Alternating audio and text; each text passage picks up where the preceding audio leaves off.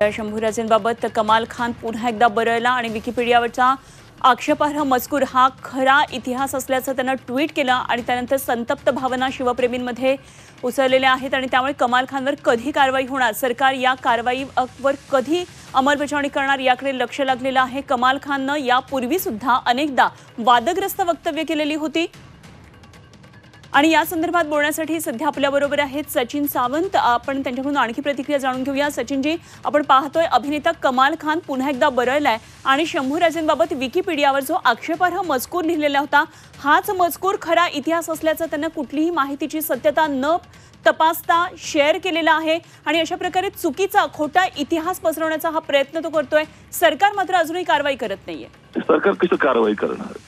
कारण ज्या विचारांचे सरकार आहे ते संभाजीराजांच्या बद्दल प्रेम असणारं, आस्था असणारं सरकार थोडी आहे। कारण गोळवळकरांनी काय लिहिलंय अजून ते कुठे काढलं गेलेलं आहे। त्यामुळे एकंदरच संभाजीराजेंबद्दल गोळवळकरांचं मत किंवा सावरकरांचं मत काही चांगलं नव्हतं, त्यामुळे त्याबद्दल काही करत नाही असं आमचं मत आहे, असं आम्हाला वाटू लागलेलं आहे। त्यामुळे ज्यांनी काम केलं पाहिजे, ज्यांच्यावरती कारवाई झाली पाहिजे, ते का होत नाही हा प्रश्न आम्ही आता तसंच अनुत्तरितच राहणार आहे।